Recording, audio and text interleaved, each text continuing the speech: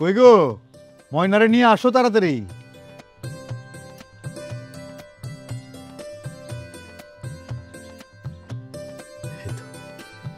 আসতেছে।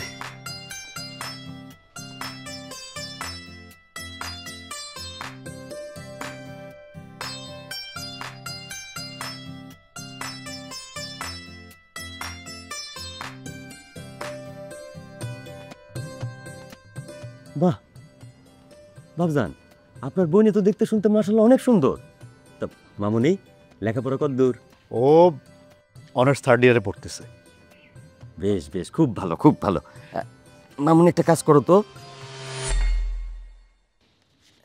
এই কাগজটার মধ্যে তোমার নাম, তোমার বাবার নাম, তোমার মায়ের নাম, তোমার ভাইয়ের নাম আর এই পুরো ঠিকানাটা সুন্দর করে লেখা দাও। তোমার হাতের লেখাটা দেখি।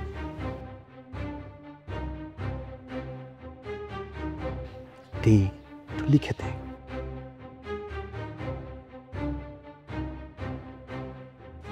বুঝতে পারছি, শরম পাইছে মামুনি।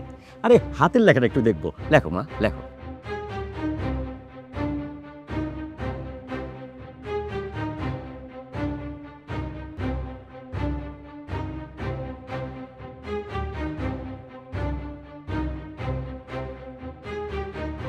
লেখা আছে মোটামুটি, চলে। মামুনি তুমি একটু হাঁটো, আমগুলো একটু হাইটা দেখাও। হাঁটলে কেমন লাগে এটা একটু দেখুন।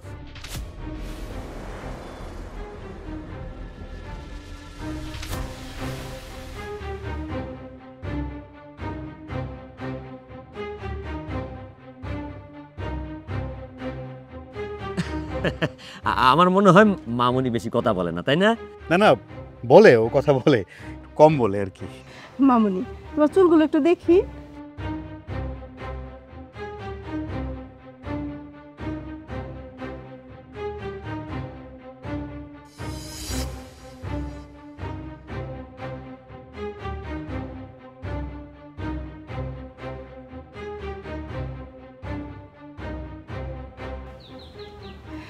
মাশাআল্লাহ, চুলগুলো তো অনেক সুন্দর, তবে আরেকটু যত্ন নিও। মামুনি তুমি কি ছোড়াকাত কিছু পারো? কি লো মামুনি, কথা কম না কে?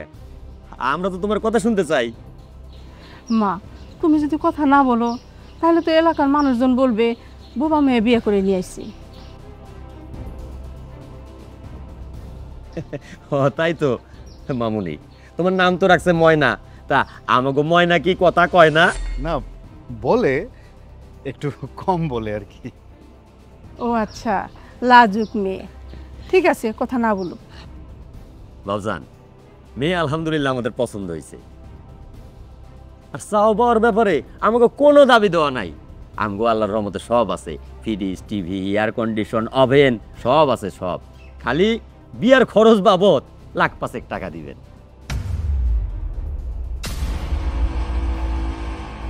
এই বাজারে এই রকম পোলা আপনি 5 লাখ টাকায় পাইবেন না।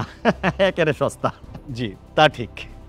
মামুনি তোমার হাঁটতে করলে আমার শোনা কেন? তুমি কি কিছু বলতে চাও? হ্যাঁ বলতে চাই। বলো বলো। কি আর বলবো বলেন, আপনারা তো এখানে আমার ইন্টারভিউ নিতে আসছেন। আপনাদের ব্যবহার দেখে মনে হচ্ছে না আপনারা আপনাদের ছেলে বিয়ের পাত্রী দেখতে আসছেন।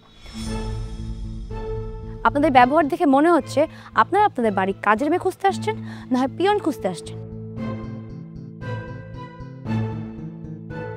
এই যে আমাকে আমার বাবা মা 14 গোষ্ঠীর নাম ঠিকানা লিখে দেখাতে বললেন, আপনাদের এই ছেলে আমার 14 গোষ্ঠীর নাম ঠিকানা লিখতে পারে? আমি আপনাদের চোখের সামনে দিয়ে নিজ পায়ে হেঁটে আসলাম, তারপর আপনারা বলতেছেন মামুনি একটু হেঁটে দেখাও তো, মামুনি একটু কথা বলো তো। মেয়ে কি বোবা, মেয়ে কি খোড়া? এই মনে তো কথা কয় না। আর আপনাদের এই ছেলেটা কখন থেকে মূর্তির মতো চুপচাপ বসে আছে। আমারও তো সন্দেহ হচ্ছে, আমারও চেক করতে হবে আপনাদের এই ছেলে খোড়া কিনা, তার কোমরে হাড় ঠিক আছে কিনা, সে কথা বলতে পারে কিনা। এই যে আপনি বলেন তো, আটা গাছে তো পাখি, বলেন কি হলো, বলেন না কেন? বলেন বলতেছি। কি শুরু করলি এগুলা খাম্বি? ভাইয়া তোমরা আমাকে বলছো কম কথা বলতে, আমি তো এখনো কথা বলা শুরুই করিনি। এই যে ম্যাডাম, এই যে স্যার, আপনারা বলতেছেন আপনাদের কোনো কিছুর অভাব নাই, আপনাদের সব কিছু আছে, তাহলে বিয়ের নাম করে ছেলেকে এখানে 5 লাখ টাকা বিক্রি করতে আসছেন কেন? সরাসরি বললেই পারেন আপনাদের টাকা পয়সা নেই, আপনারা ফকির।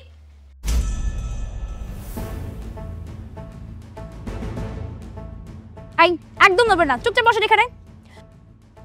মানুষের বাড়িতে বাড়িতে গিয়ে বিয়ের নামে ছেলেকে বিক্রি করার পায়তারা করতেছেন কেন? সরাসরি একটা কাজ করতে পারেন, আপনাদের ছেলেকে সুন্দর মতো সাজিয়ে গুছিয়ে গলায় একটা মালা তুলি দিয়ে ছবি তুলে অনলাইনে পোস্ট করে দেন এবং লিখে দেন আমরা আমাদের ছেলেকে 5 লাখ টাকা বিক্রি করতে চাই। খবরদার, আপনি আর একটা কথা কইবেন না। ও মা, এদিকে শালিক পাখির মুখে কথা ফুটছে। এই যে আপনি এতই শিক্ষিত হয়েছেন যে আপনার বাবা মা আপনাকে 5 লাখ টাকা বিক্রি করতে চায়, তো আপনার মাথার চুলটা কি আসল নাকি বিদেশ থেকে লাগিয়ে আনছেন? হ্যাঁ দেখি তো, চেক করব। আসল, অবশ্যই আসল। না, আমার তো সন্দেহ হয়, আপনার চুল টেনে দেখতে হবে। এদিকে আসেন। সর্বনাশ ভাবজান, আপনার বোনটা তো আমি ভাবছিলাম নম্র ভদ্র একটা মেয়ে, কথা বলে না, সে তো পুরোপুরি অভদ্র। মুরব্বী আপনি কিছু মনে করবেন না। ও উচিত কথা বলছি তো তাই অভদ্র হয়ে গেলাম, তাই না? এই আপনাদের লজ্জা করে না? আপনারা আপনাদের ছেলেকে বিক্রি করে অফার করতে আসছেন? এরকম ছেলে তো বই ভরণ পোষণ করার কোনো ক্ষমতাই নেই। এক কাজ করেন, আপনারা আপনাদের ছেলেকে হাতে চুরি পুড়িয়ে ঘরে বসিয়ে রাখেন, বুঝলেন? আসছে বলতে ময়না কি কথা কয় না? হ্যাঁ চলো চল।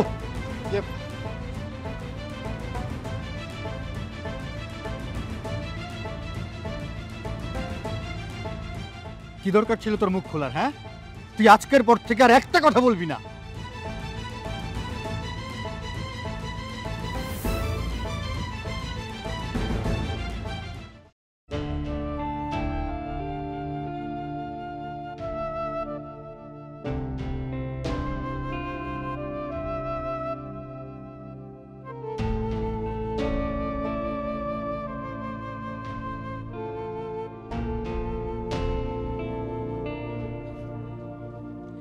শুনো, এই তোমার এই বোনটা না কোনোদিনও ঠিক হইব না। আমাদের সব ধারণাই ভুল হইছে। আরে একবার তো মুখে চুনকালি দিছে, এখন আরেকবার মুখে চুনকালি দিতে চাইতেছে। তোমার এই বোন যতদিন এই বাড়িতে থাকবো ততদিন এমন চুনকালি তোমার আর আমার হজম করতেই হইব। সরি ভাইয়া, আমি চুপ থাকার অনেক চেষ্টা করছি কিন্তু পারি নাই। এত কথা বলতে বলছে কে তোরে? হ্যাঁ, এত কথা বলতে কে বলছে? এত কষ্ট করে তোর জন্য সম্বন্ধটা আনলাম, তুই দেখো তারাই দিলি। হ্যাঁ, তোরে যে বলছিলাম তোর মুখটা বন্ধ রাখবি, কথা বলবি না, মনে নাই তোর? অতিরিক্ত কথা বলার কারণে তোর জীবনে কি ঘটছে সেগুলো ভুলে গেছিস? তোর উচিত কথা বলার কারণে ঢাকা থেকে গ্রামে আসতে হইছে আমাকে। মনে থাকবে না কেন? অবশ্যই মনে আছে। তোমার বোন তো আবার সত্যবাদী, উনি তো আবার চুপ থাকতে পারেন না, ওনার তো সে অভ্যাস নাই। সারা জীবন আমাদের ঘাড়ে বসে খাওয়ার ধান্দা করতেছে, এটা ছাড়া আর কিছুই না। কি বললা ভাবি? তুমি এই ধরনের কথা বলতে পারলা? আমি সারা জীবন তোমাদের ঘরে বসে খাওয়ার ধান্দা করতেছি? আমি লেখাপড়া শিখতেছি কেন? আমি অন্য দিকে চুপ থাকতে পারি না ভাবি। আমরা তোর জন্য আর কোনো বিয়ের সম্বন্ধ আনতে পারবো না।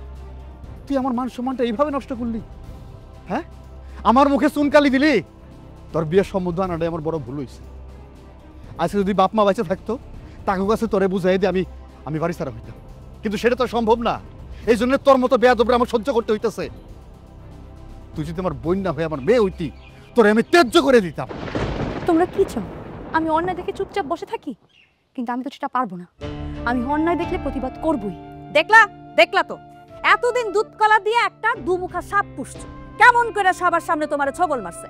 এখন অফিসে গিয়ে তুমি কেমনে মুখ দেখাইবা? ওর সাথে আমার আর কোনো কথা নাই। ও যেহেতু আমার কথা মতো মুখ বন্ধ রাখতে পারবোই না, ওর ভালো মন্দ আমি দেখতে পারবো, কিন্তু গ্রামের মানুষের কাছে আমি তো মান সম্মান হারাইতে পারবো না, তাই না?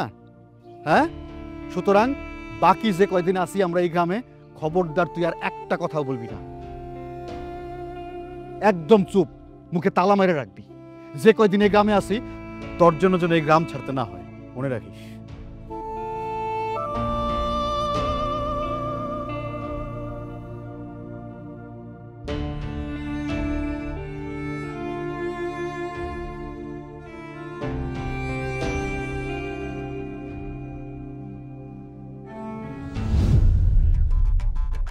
তুবো, এলাকায় মেয়েটা নতুন না?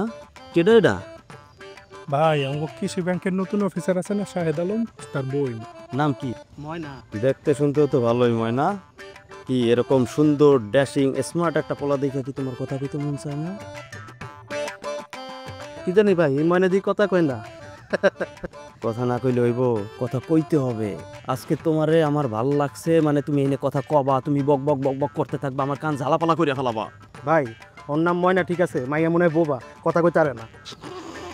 আই চুপ, একদম চুপ। আর একটা কথা বলবি না। আমি কথা বলছি না দেখে তুই কি মনে করছিস আমি কথা বলতে পারি না? আমি বোবা? আমি যদি এখানে কথা বলা শুরু করি এখানে তুফান শুরু হয়ে যাইতো। তোর এই বয়সে কয়টা কথা কইছিস? আমি একদিনে যেই পরিমাণে কথা কই তোর এক মাসে সেই কথা বলা শেষ করতে পারবি না। চেহারা তো এক একটা নিরিকুত্তার মতো, আবার নিজেদেরকে স্মার্ট দাবি করস। রাস্তাঘাটে মেয়ে আসতে যেতে দেখলেই ইফটিজিং করতে মনে চাই, তাই না? আমার এই জুতা দেখতেছিস? জুতা দিয়ে পিটাই যাম, আজকে নতুন জুতা পরছি বলে জুতা দিয়ে পিটাইলাম না। কি ভাবস? কি ভাবস আমি নারী বলে আমি কিচ্ছু করতে পারবো না? এই হাত দেখতেছিস? এই হাতের চটকা না খাইলে বাপের নামের আগে মায়ের নাম ভুলে যাবি। চটকা একদম কানে লতি ঝুলাই ফেলবো। শুয়ারের পালের মতো একসাথে থাকস বলে কি মনে করছ তোরা অনেক শক্তিশালী? আর আমি কি? আমি হচ্ছে বাঘিনী, বুঝছস? আমার বাঘিনীর খপ্পরে যদি একবার পড়ছস না, এই শুয়ার কত্তা কিচ্ছু মানবো না। একদম থাপড়ে সবগুলোর ঘাড় থেকে গর্দা নামাই ফেলাম। কি লেকচার দেই বলে কিছু বিশ্বাস হইতেছে না? কি বিশ্বাস আছে এখন? এটা তো ময়না না, এটা তো একটা অম্বম। ভাই আপনারে মারলো, রতিব স্যারের লোকরে মারলো। এর সত্য আমি নিমই। আয়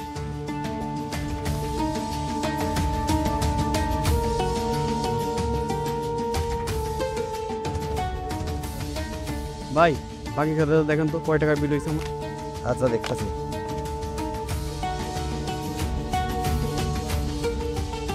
3000 টাকা দাও। এটা আপনি কি কইতেছেন ভাই? আমি তো সদাই খেলাম 2500 টাকা। ওই মিয়া, তুমি আমার দোকান থেকে বাকিতে খাও না? আর বাকিতে খাইলে যে জিনিসের দাম বেশি দেওয়া লাগে সেটা তুমি জানো না? বাকি দেখাই তাতে কি হইছে? এর লাগি 2500 টাকা মানে 500 টাকা অনেক বেশি দিতে হইব। হ্যাঁ দিতে হইব। আমার দোকান থেকে বাকিতে খেলে বেশি দিতে হয়। ওয়েট এই যে দোকানদার ভাই, আপনার হিসাবটা তো বুঝলাম না। আরে আপা, এটা আমাকে ব্যক্তিগত হিসাব, আপনার বোঝা লাগবে না, আপনি বুঝতে পারবেন না। জান কি বলেন? আমি অ্যাকাউন্টিং স্টুডেন্ট, আমি হিসাব বুঝবো না? আসলে আপা এটা হলো ওনার নিয়ম। ওনার দোকানতে যারা বাকি খায় তাকে টাকা বেশি দিতে হয়। আগে 1200 টাকা নিত, এখন 1250 টাকা নেয়। ওমা, আরে দোকানদার ভাই, আপনি কি ফাইজলামি শুরু করছেন? আপনার এটা কি দোকান নাকি সুদের কারখানা বুঝলাম না তো আমি। আপনি দেখি আগের যুগে জমিদারদের মতো সুদের কারখানা খুলে বসছেন। আগের যুগে জমিদাররা যেরকম ফসলের বিনিময়ে কৃষকদেরকে টাকা দিত, আবার ফসল নেওয়ার সময় সুদে আসলে ফসল নিয়ে নিত, আপনি দেখি সেরকম সুদের ব্যবসা শুরু করছেন। আপনি দোকান বন্ধ করে সরাসরি সুদের ব্যবসা শুরু করলেই তো পারেন, তা না করে মানুষের রক্ত চুষে খাচ্ছেন। আরে আপা, আপনারা কইছি না আপনি এই হিসাব বুঝবেন না? আপনি যান, বিল দিয়ে যান। চুপ শালা মশা কথাকার, থাপ্পড় মেরে একদম সুদের ব্যবসার লাল বাতি জ্বালাই দিব। আমি এক্ষুনি পুলিশে ফোন দিব। আমার জানতে হবে আপনি কোন আইনে কার পারমিশনে এই সুদের ব্যবসা শুরু করছেন। আপা আসলে আমার ভুল হয়ে গেছে, আমি আর অতিরিক্ত দাম নেব না, ফোন দেন না আপা। অতিরিক্ত দাম শুধু? আপনি মিয়া তো ওজনও কম দেন। আপনি কি মনে করছেন আপনি এখান থেকে জিনিসপত্র নিয়ে আমরা বাসায় গিয়ে মাপি না? প্রতি কেজিতে 200 গ্রাম কম দেন আপনি। আপনি এখন বসে বসে হিসাব করেন সারা জীবনে আপনি কত কেজি মাল বিক্রি করছেন আর প্রত্যেক কেজিতে কত গ্রাম মাল কম দিচ্ছেন। আপা আপনি কে? আপনি তো সাহসের সাথে অনেক প্রতিবাদী কথা কইতে পারেন। আমার নাম ময়না। কি ভাবছিলেন এই ময়না কি কথা কইতে পারে না? এই ময়না কথা কয়। আপা আপনাকে অনেক অনেক ধন্যবাদ। আপনার লাইগা এই রক্ত সোজা হাত থেকে অনেকেই মুক্তি পাইব। আপনার সেলুট আপা।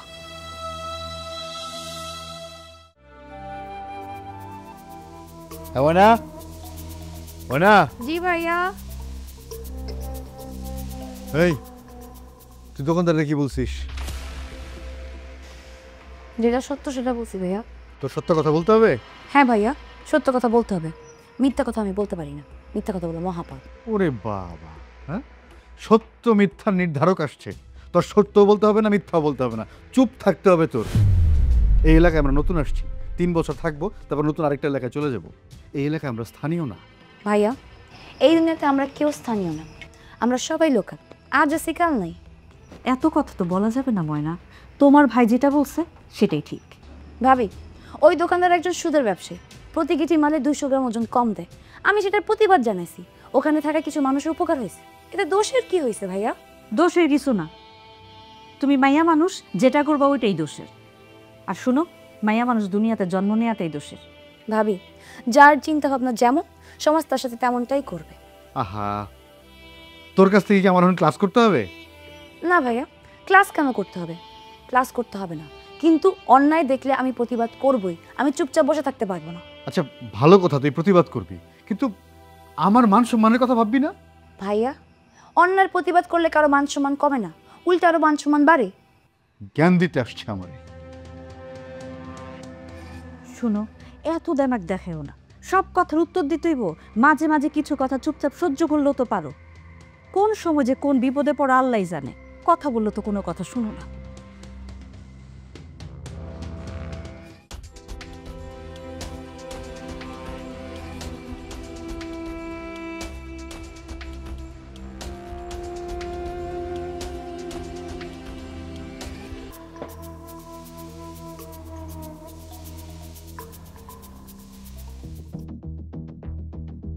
বাবাজি একটু দয়া করেন বাবাজি, আমি গরিব মানুষ, এই সময়ের মধ্যে আমি এত কিছু জোগাড় করবো কেমনে? বাবাজি কথাটা রাখেন প্লিজ। ছাড়েন তো চাচা, এই ব্যাপারে আমি কিছু বলতে পারবো না। আমার আব্বাজান যদি বলে এই বিয়ে আমি করবো, আমার আব্বাজান যদি বলে এই বিয়ে করতে না, আমি করতে পারবো না। দয়া করে আমাকে মাফ করে দেবেন। ভাই সাহেব, আরে খারাও মিয়া, তোমার লগে আমার কথা কি হয়েছে? তোমার লগে কথা হয়েছে তোমার মাইয়ার লগে আমার পোলার বিয়া দিলে যৌতুকে 3 লাখ টাকা দিতে হইব। তুমি শুধু 50,000। এই আমার ছোট লোক পাইলা, গরিব পাইলা নাকি পাগল পাইলা? ভাই সাহেব আমার কথাটা রাখেন। বিয়ার 3 মাসের মধ্যেই আমি আমার ঘরটা বিক্রি করে হইলো যৌতুকের 3 লাখ টাকা আপনার বাড়িতে দিয়ে আসবো। তাহলে একটা কাজ করেন, ওই 3 মাস পরে এই টাকা সহ আপনি মেয়েকে নিয়ে গিয়া আমার বাড়িতে বিয়ে দিয়েছেন, ঠিক আছে? বাবাজি একটু দয়া করেন, বিয়ার আসর থেকে আমার মায়ের যদি বিয়া ভাঙে যায়, এই জীবনে আর মায়ের বিয়ে হইব না। বাবাজি কিছু একটা করেন। আব্বা, এইসব কথা কয়ে তো এখন লাভ নাই। আমার চেয়ারম্যানের লগেও কথা হয়েছে, 3 লাখ টাকা যদি যৌতুক না দাও তাহলে আমি আমার পোলারে তোমার মায়ের লগে বিয়া দিমু না। সবাই জানে। আমরা গেলাম। এই আরে আপনারা, ওমা এটা দেখি বিয়ে সাজে, বিয়ে করে ফেলছেন নাকি? সেইটা আর হইল কই? আমগো লগে কন্ট্যাক্ট ছিল 3 লাখের, আমার সাথে 50,000। আচ্ছা তুমি কও 50,000 সাধলে হইব? এটা একটা ফাজলামি না? অবশ্যই ফাইজলামি, এটা তো পুরাই লস, 2.5 লাখ টাকার লস। মা গো, আমি বারবার কইতাছি উনা করে যে টাকা আমি দিয়ে দিব। আহা, আপনার দিতে হইব না চাচা, টাকা আমি দিব। চলেন বিয়ে পড়াবেন, চলেন। কিন্তু টাকা তুমি দিবা মানে? তুমি নিজেই তো যৌতুকের টাকার লেগে বিয়ে করলা না। আহা, সেটা আমি যৌতুকটা পছন্দ করি না, তাই আমি বিয়েটা ভাঙা দিছিলাম। কিন্তু আমার চোখের সামনে এভাবে একটা বিয়ে ভাঙা যাইব, সেটা তো আমি হইতে দিব না। আমার ভাই ব্যাংকের অফিসার, তার কাছে বহুত টাকা পয়সা আছে। আমার নিজের নামে তো 10 লাখ টাকা আছে, সেখান থেকে দরকার হলে আমি টাকা দিব। চলেন বিয়ে পড়াবেন। সত্যি দিবেন তো? 100 বার সত্যি। বিয়ে পড়ানোর শেষ সাথে সাথে টাকা হাতে পেয়ে যাবেন। আমি রিস্ক নিলাম, আর যদি টাকা দিতে না পারি তাহলে আমি আপনাদের কবুল বললে আপনার ঘরে দাসীবন্দী হয়ে যাবো। আর কোনো কথা আছে? তাইলে টাকা না দিলেও চলবো, আয় 2টা নতুন বউ একসাথে পাবো, আমার জীবনের সুখ আর সুখ। ফালতু কথা রাখ। কি আর 2টা বউ লাগবো? কোনো 2টা বউ লাগবো না, একটা বউ হইলেই চলবো, কিন্তু টাকা লাগবো। টাকা তুমি সময় মতন কিন্তু দিয়ে দিবা। হ, টাকাটা আপনারা পাইয়া যাবেন। আরে চলেন বিয়েটা পড়ায় ফেলেন। ঘুরো সবাই, আয়ো। আব্বা, তাহলে কিন্তু বিয়েটা হইতেছে, চিন্তা করেন না। চলো।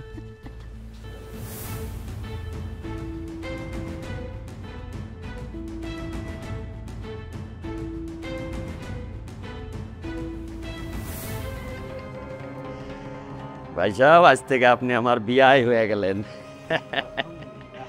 সকল ঝক্কি ঝামেলা শেষ, বিয়া শাদী শেষ, সোনার বাংলাদেশ। আরে আমি তো ভাবি নাই এই ঝঞ্ঝাট এত তাড়াতাড়ি সমাধান হয়ে যাবে। সব কিন্তু এই মামুনির জন্য। আমার পোলা তো আনন্দের ঠেলায় ঘর থেকেই বাইর হয় না। ওই কাশেম, ওই তুই বাইর হবি না? এই আয়, যাবো কখন? তুই কি বাসার এখানে করার প্ল্যান করছিস? সেটা এখনো অনেক দেরি। আব্বা, আমিও তো গভীর রাতে অপেক্ষা করতেছি। এত তাড়াতাড়ি কেমনে কি? এত তাড়াতাড়ি কি বাসর করা যায়? চুপ নির্লজ্জ। আম্মা দেন জায়গা। ও আচ্ছা, যৌতুকের টাকা। দাঁড়ান দাঁড়ান, 1 মিনিট, ফোন করতেছি। ওমা, হ্যালো, জি স্যার, কুসুমপুর থানা। জি স্যার, আপনি আমাকে বলছিলেন না আমি যদি কোনো যৌতুকের কেস পাই আপনাকে যেন সরাসরি ফোন দেই? এই যে কুসুমপুর গ্রামের মোল্লাবাড়িতে এখানে একটা যৌতুকে বিয়ে হচ্ছে। পাত্রের বাবা বলছে যৌতুক না নিয়ে তারা যাবেই না। আপনি এখানে চলে আসুন। জি আসতেছেন তো? ঠিক আছে, আসেন।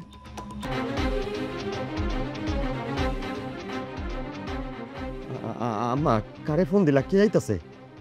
কেন পুলিশকে? আপনাদের যৌতুক লাগবে না? আপনাদেরকে থানায় নিয়ে পুলিশ একেবারে যৌতুক দিয়ে দিবে। বছরের পর বছর যৌতুকের কথা মনে থাকবে, কোনোদিন ভুলবেন না। একটু ওয়েট করেন চাচা, এক্ষুনি চলে আসবে।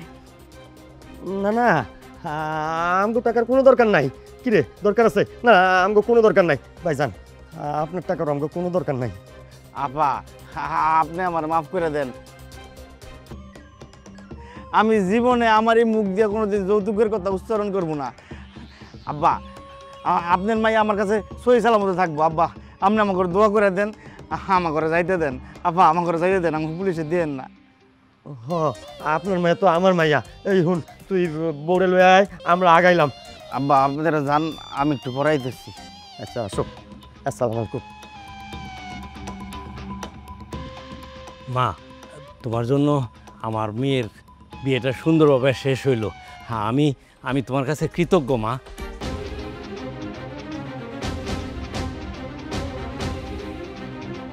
কি বিয়ে হয়ে গেছে নাকি? জি চেয়ারম্যান সাহেব, আলহামদুলিল্লাহ বিয়ে শাদী হয়ে গেছে। আপনি তো কোনো সমাধানই করলেন না, উল্টাপাল্টা আমার বকাঝকা করলেন, বাড়ি ছেড়ে চলে গেলেন। এই যে উনি সমাধান করছে। উনি এই এলাকার চেয়ারম্যান? এই যে চেয়ারম্যান সাহেব, আপনি একজন জনপ্রতিনিধি। এই ইউনিয়নের লোকজন আপনাকে ভোট দিয়ে চেয়ারম্যান বানিয়েছে যেন তাদের দুঃখ কষ্ট বিপদে আপনি তাদের পাশে দাঁড়ান, আপনি তাদেরকে সাপোর্ট করেন। কিন্তু আপনি কি করলেন? আপনি একজন জনপ্রতিনিধি হয়ে আপনি যৌতুককে সাপোর্ট করছেন। এটা তো ঠিক না চেয়ারম্যান সাহেব। আপনার তো উচিত ছিল পাত্রপক্ষকে গাছের সাথে বেঁধে ইচ্ছা মতো পিটে তবে পুলিশকে খবর দেওয়া, কিন্তু আপনি সেই কাজটা করেন নাই। আপনি ভবিষ্যতে এরকম কেস নিজে নিজে সামলাবেন, আমি সেটা আশা করি। তাহলে আসি চাচা।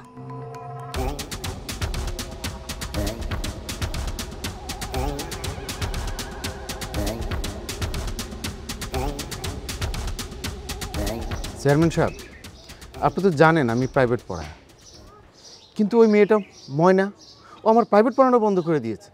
এমনকি আমার নামও উপজেলার শিক্ষা অফিসের কাছে কমপ্লেন করেছে। আমি নাকি ঠিকমতো স্কুলে ডিউটি করি না, আমি নাকি পোলাভান যেগুলো আমার কাছে পড়ে ওদেরকে পাশ করে বাকিদেরকে ফেল করে দিই।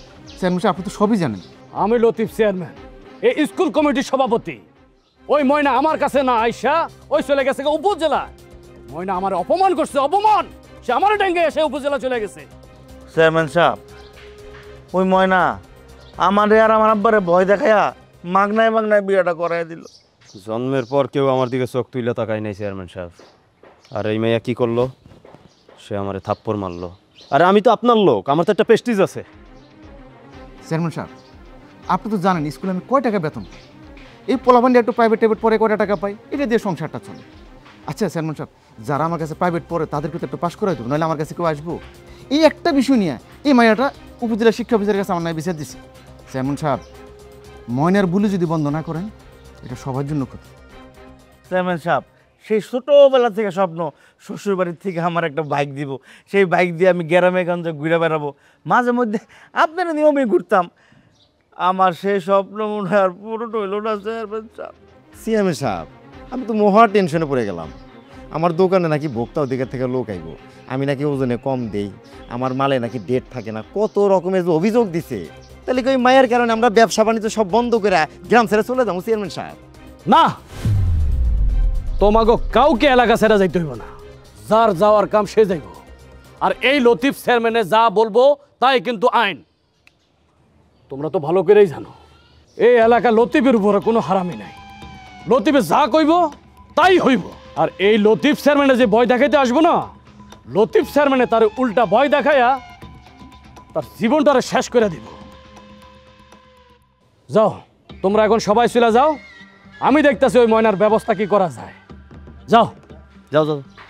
ঠিক আছে চেয়ারম্যান সাহেব, আসসালামু আলাইকুম। ওয়ালাইকুম আসসালাম। আসি চেয়ারম্যান সাহেব। ওয়ালাইকুম আসসালাম। এই এদিকে, তুই যাইতেছস কেন? হ্যাঁ, তুই কি ওদের মতো বাইরের মানুষ? হ্যাঁ, ভুলে গেছিলাম, মানে এতক্ষণ ধরে আসি তো ভুলে গেছি। আমি তো এইবারই লোক। কানান মুখের কাছে না, তোর কান আনতে বলছি না? আপনি আবার মারবেন, আমি বুঝছি। মারুম না, মুখের কাছে কানান। শোন, ওই ময়না আমার অপমান করছে, চরম অপমান। ওই ময়নারে কোনোভাবে ছাড়া যাব না। যেভাবে পারস ওই ময়নারে এমন একটা ব্যবস্থা করবি যেন চোখ তুইলা কারোর দিকে তাকায় কথা বলতে না পারে। কাজ করি, ওর একদিন গ্যাপে পায়া তুইলা নিয়ে আসি, আইনা ঘরের মধ্যে আটকায় থুয়ে দেয়, তারপরে যেটা করার তো আমি করলাম। গ্যালিলিও গ্যালিলি 1568 সালে ইতালির পিসা নগরীতে জন্মগ্রহণ করেন। 7 সন্তানের মধ্যে তিনি ছিলেন সবার বড়। তার বাবা ছিলেন সঙ্গীত বিশারদ। এই তোর লেখাপড়ার দরকার নাই, তোর লেখাপড়া এখন থেকে বন্ধ। কেন ভাইয়া, আমি আবার কি করলাম? কি করস নাই তুই? হ্যাঁ, এই এলাকায় কার মেয়ের বিয়ে হবে এটা তোর দেখতে হইব? কে স্কুলের ছাত্রছাত্রীদেরকে গোপনে প্রাইভেট পড়ায় সেটাও তোর দেখতে হবে।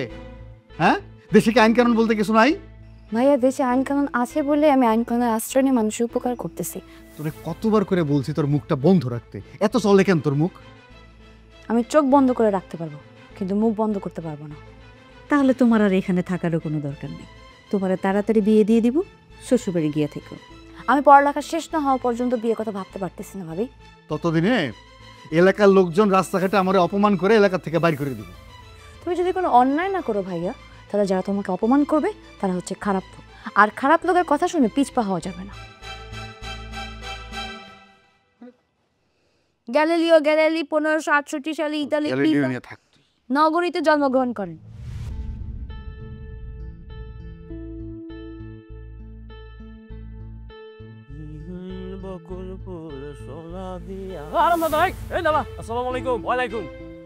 এই হারাম খারোরা সারাদিন খাওন আর আরাম করা, এত আরাম আসে কোত্থেকে? হ্যাঁ, এত আরাম কোত্থেকে আসে? এখান থেকে আমার সর্বনাশ হয়ে যাইতেছে, সেই খবর তোমরা রাখো। কি চেয়ারম্যান সাহেব? কি হওয়ার বাকি রয়েছে? হ্যাঁ, কি হওয়ার বাকি রয়েছে? এই তোরা দুইটা তো আমার সাথে সব সময় থাকস, আমার কোথায় কি আছে না আছে একমাত্র তোরা দুইজনে জানোস। তাহলে আমার গোডাউনে যে 1200 বস্তা রিলিফের চাইল আছে, সেই খবরটা এলাকার জনগণ জানলো কিভাবে? হ্যাঁ, কিভাবে জানলো? সর্বনাশ, কোন কি? কার এত বড় সাহস? এখন যদি আমি ধরা খাইয়া যাই, সামনে ইলেকশন, তাহলে আমি চেয়ারম্যানের নির্বাচন তো করতে পারব না। চেয়ারম্যান হওয়া তো অনেক দূরের কথা, চেয়ারম্যান যদি আমি না হইতে পারি তাহলে তোমরা খাইবা কি? কি করবা? আঙুল ছুঁড়বা? চেয়ারম্যান সাহেব, আমার মনে হয় কি এই কামটা করছে ওই যে কথা কয় না ময়না। তুই কি শিওর? আমি শিওর। কয়দিন ধরে দেখছি ওই গোডাউনের আশপাশ দিয়ে গুড়গুড় গুড়গুড় করতেছে। আর ওই যে আমার দারোয়ান মঞ্জু, যারা গোডাউনের দারোয়ান রাখছেন, কিছুদিন আগে ওর মাইয়ার বিয়ে দিয়ে দিছে এই ময়না। আমার কেন জানি মনে হয় মঞ্জুর লগে একটা ভালো খাতির হয়েছে, ওই সব করে দিছে। আরে আমার সনাশ হয়ে গেল রে! ওই হারাম করার বাচ্চারা অনেক হারাই উঠেছিস কেন? তাড়াতাড়ি আমার সাথে চল, চল আমার সাথে। আর চেয়ারম্যান সাহেব, এত তাড়াহুড়ো করে কই যাইতেছেন? এই আপনি কেটা? আপনারা তো এর আগে কখনো দেখি নাই। আমি ডিবি অফিস থেকে আসছি, আপনাকে আমার সঙ্গে একটু যেতে হবে। ইয়ে, আসলে হয়েছে কি স্যার, আজ কয়দিন থেকে আমার শরীরটা খুবই খারাপ। আপনি এখন অফিসে চলে যান, আমি না সময় মতো আপনার সাথে দেখা করুন। হ্যাঁ, আসি স্যার, আসসালামু আলাইকুম। স্যার দৌড়তেছে।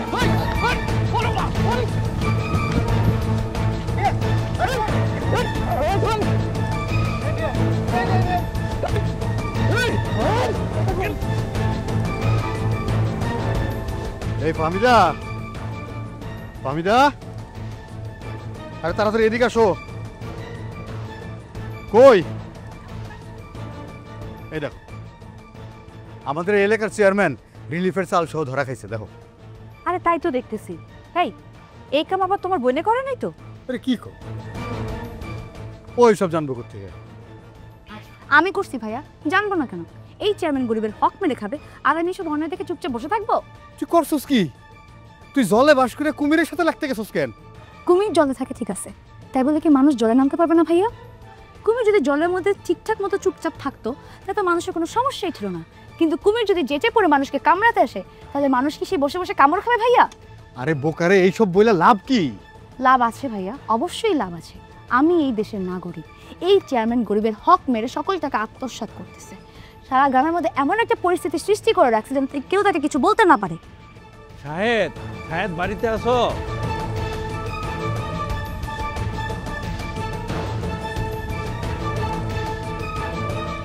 আপনারা হঠাৎ আমাদের বাড়িতে কি মনে করে?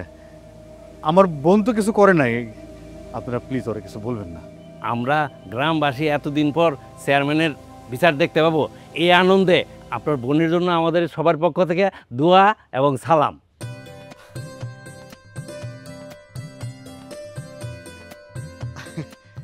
আপনারা তাহলে একটু বসেন, বারান্দায় এসে বসেন, একটু চা বিস্কিট খেয়ে যান। আসেন, এই তাড়াতাড়ি চা বানাও।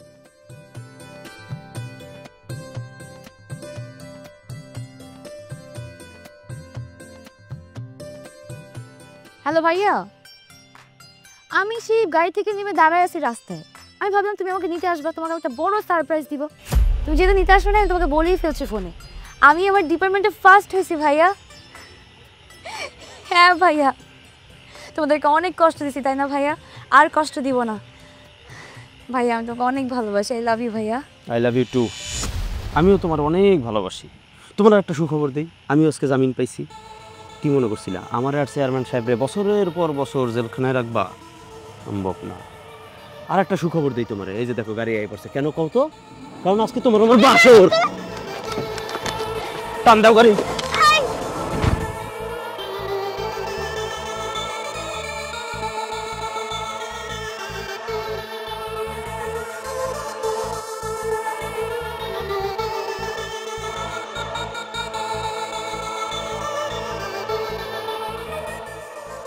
সব আমি দেখতেছি।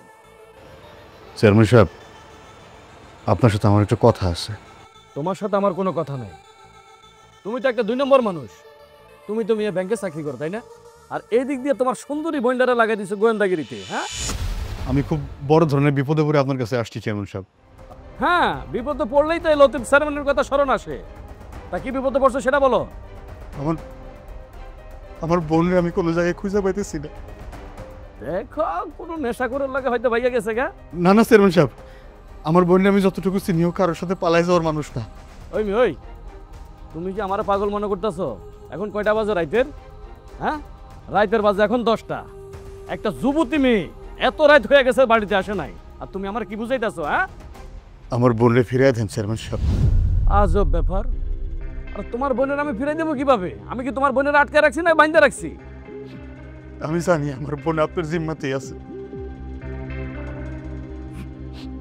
আমি আপনার কথা দিতেছি, আপনি আমার বোনের সাথে যা যা করছেন আমি কাউরে কিচ্ছু করবো না। আমার বোনের আপনি ছাড়া দেন।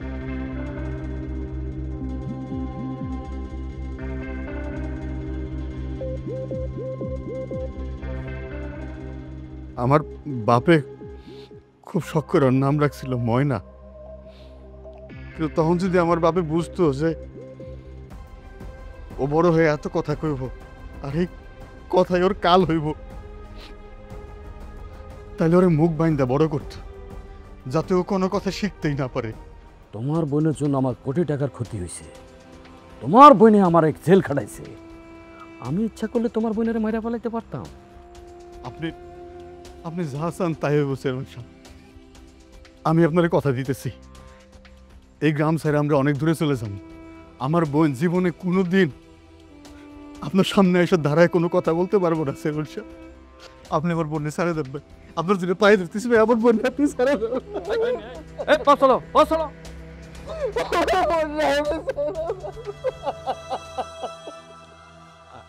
আচ্ছা ঠিক আছে, আমি তোমার বোনের ছেড়ে দিতে পারি, কিন্তু একটা শর্ত আছে।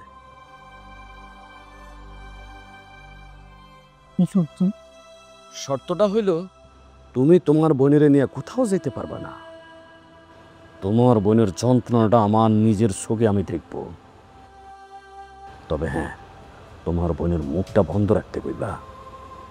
আর বনের হিংস্র ভাগকে কিভাবে বিড়াল বানায় এলাকা বন্দি করে রাখতে হয় সেটা এই লতিফ চেয়ারম্যানের ভালোই জানা আছে। এই যা।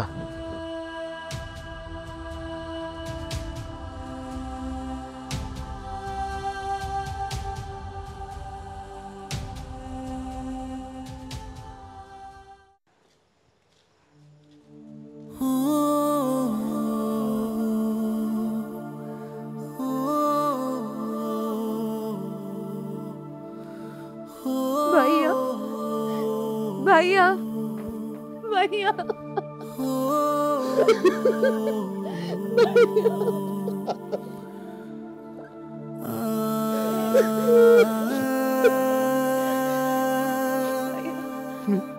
আমি তোরে কত করে কইছি না তুই কোনো কথা কইস না, কথা কইস না। তুই তো আমার কথা শুনোস নাই। এখন দেখ তার পরিণতি কি হলো। তুই আর কোনোদিন কোনো কথা কবি না, যা কথা করে ঘরের ভিতরে বসে বসে কবি। বাইরের লোক যেন তোর একটা শব্দ কোনোদিন না শুনে। হ্যাঁ শোন, আজকে যা যা ঘটছে না, এই সব কথা তোর এবং তোর বোনের ইজ্জতের দিকে তাকাইয়া কারো কাছে বলবি না। এবং মুখ খোলার চেষ্টাও করবি না। যদি মুখ খোলার চেষ্টা করিস না তাহলে দুটার একটাও বাঁচবি না, কথাটা মনে রাখিস। যা। আসি চেয়ারম্যান সাহেব।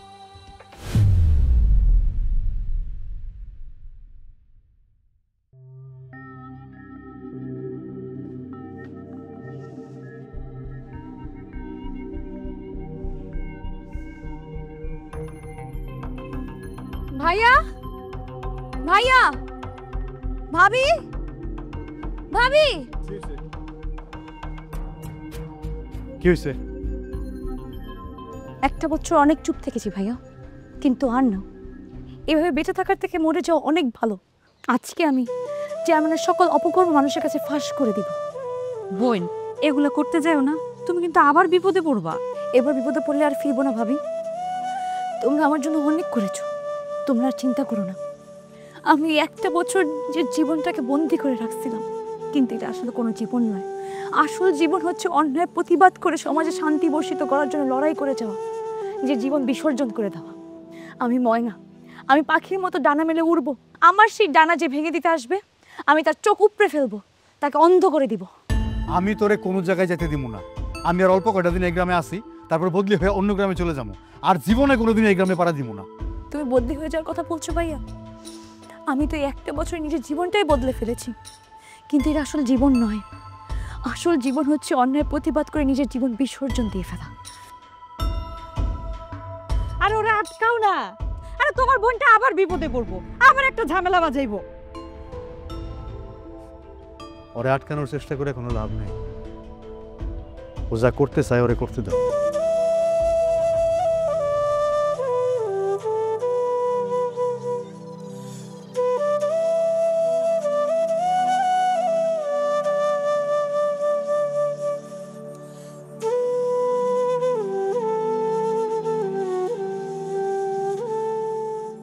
প্রিয় গ্রামবাসী, আমি ময়না। এই কুসুমপুর গ্রামের এই জায়গা থেকে গত 1 বছর আগে আমাকে কিডন্যাপ করা হয়েছিল। আমি ধর্ষণের শিকার হয়েছিলাম। আমি একটা বছর চুপচাপ ঘরবন্দি ছিলাম। ভেবেছিলাম এই সমাজ পরিবর্তন হবে, এই গ্রামের মানুষজন পরিবর্তন হবে, কিন্তু কিচ্ছু পরিবর্তন হয়নি। কেউ বদলায়নি, কেউ পাল্টায়নি। তাই আর চুপ থাকা না। আমাদের এই গ্রামের লতিফ চেয়ারম্যানের লোক সাঙ্গপাঙ্গরা আমাকে নিয়ে গিয়েছিল কিডন্যাপ করে। তারা আমাকে ধর্ষণ করেছিল। আমার পরিবারকে ভয় ভীতি দিয়ে একটা বছর নজরবন্দি করে রাখা হয়। আর কতদিন আমি চুপ থাকবো? আমি কি প্রতিবাদ করব না? কিভাবে প্রতিবাদ করব? আপনারাই বলুন। একটা মেয়ে যখন ধর্ষণ হয়, শুধু মান সম্মান ওই মেয়েটারই যায়? যে নরপশুরা ধর্ষণ করে তাদের মান সম্মান যায় না? তাদের কি সমাজে মুখ ঢেকে চলতে হয় না? একটা মেয়েরই শুধু মুখ ঢেকে চলতে হবে? একটা মেয়েরই মান সম্মান যাবে? সব দায়ভার কি শুধু মেয়েদের? প্রিয় দেশবাসী, আমাদের কুসুমপুরে 1 বছর আগে এমন একটা ঘটনা ঘটে গেছে যা আমরা কেউ জানতামই না। প্রিয় দেশবাসী, আসুন আওয়াজ তুলি।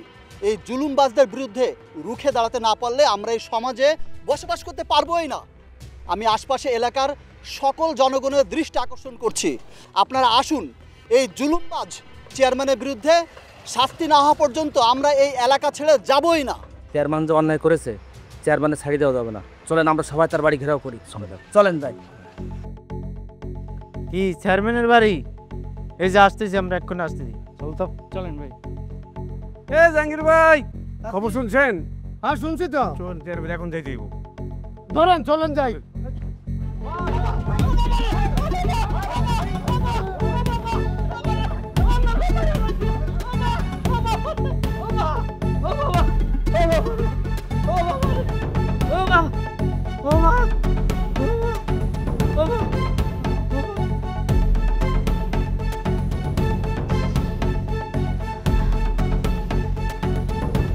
এখন কোনো ময়না চুপ থাকবে না।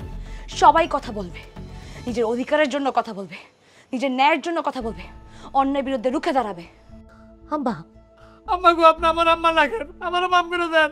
আমি আর জীবনে কাজ করব না আম্মা, আমারও মাফ করে দেন। মা, তোর মুখে মা কলঙ্কের মতো শোনাচ্ছে। শয়তান লক্ষ থাকার, আমাকে মা বলে ডাকবি না। তুমি আমার বোনের মতো, তুমি আমার বোন, আমারও মাফ করে দাও বোন, আমারও মাফ করে দাও। বোন? সেদিন যে তোর পোলাপান আমার সাথে অন্যায় করছিল, আমাকে অত্যাচার করছিল, সেদিন তোর এই বোন কোথায় ছিল? বোনটা তুই আমারও মাফ করে দে বোন, আমি আর কখনো তোর কাজ করব না, আমারও মাফ করে দে। অন্যায় দেখতে চুপ করে বসে থাকবেন না, প্রতিবাদ করুন। যদি ভয় পেয়ে চুপ করে বসে থাকেন তাহলে অপরাধীরা আরো সাহস বেড়ে যাবে, তাদের অন্যায় দিনে দিনে বাড়তেই থাকবে।